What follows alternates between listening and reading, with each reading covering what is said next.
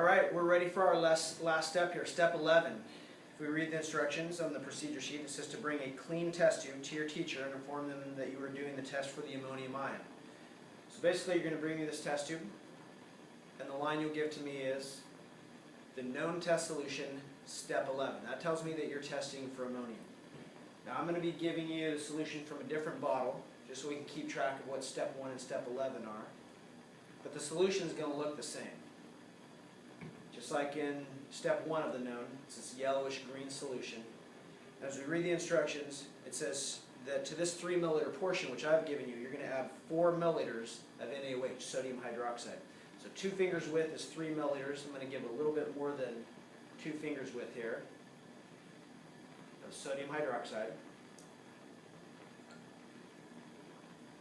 And I can give this a bit of a stir.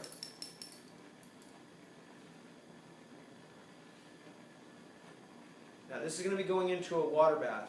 The way that we test for the ammonium ion is we use a piece of red litmus paper. But this red litmus paper needs to be moistened. So we just take the piece of red litmus paper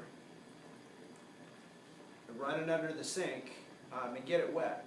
What's going to happen to the ammonium ion is that as it's heated, if this solution has ammonium, the ammonium will be converted into ammonia. And those vapors, that gas is going to come out of the test tube. And having worked with ammonia throughout the last week with all the other procedure steps, you're probably very familiar with what ammonia smells like. So if there is ammonium, the ammonia gas coming out from the mouth of the test tube will absorb into this moist red litmus paper, and it'll turn blue. So it doesn't take very long, 10 or 15 seconds, and that red paper is going to turn blue.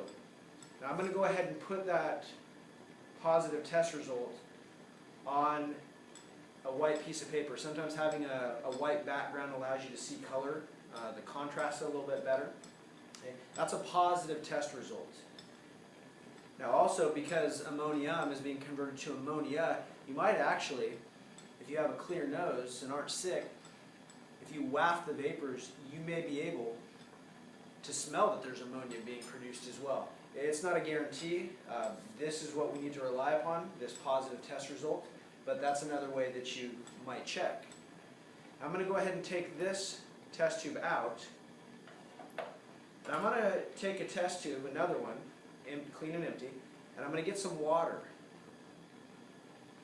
in the test tube, about 3 milliliters, just like what I just gave you.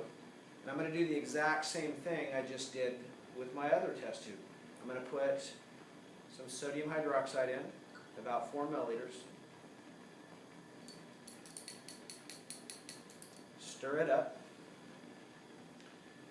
And do the exact same thing. Put it in the boiling water bath. Now what we expect to see here is a negative test result. It's just water that we are testing here, which we hope doesn't have ammonium in it. But I'm going to moisten that red litmus paper, hold it in the vapors that are coming out. It's important, it doesn't touch the mouth of the beaker or the test tube. We just added NaOH, that's a base. And if you touch it to the inside mouth of the test tube, the litmus paper is going to turn blue. We're just testing the vapors that are coming out. Again, 15 seconds or so to let any gases absorb into the paper. And since this doesn't have any ammonium ion, and therefore no ammonia being produced, this litmus paper has not turned blue. It's still red. Now I'm going to put that negative test result side by side with the positive test result and bring it here for a closer look.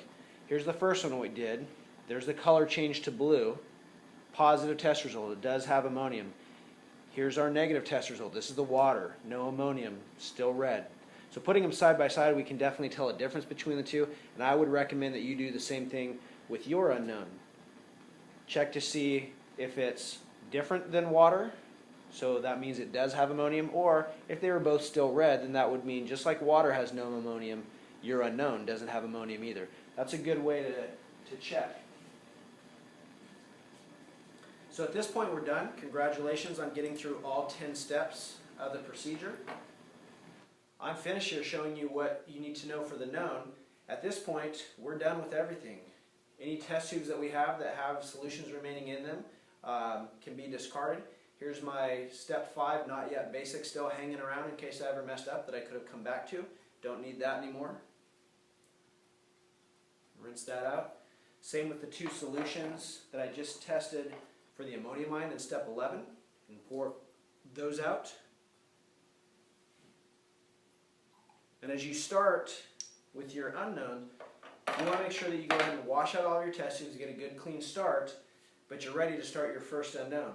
So I expect to see you in a little bit coming to me with a clean test tube, ready to tell me what you need, which is unknown number 1, step 1.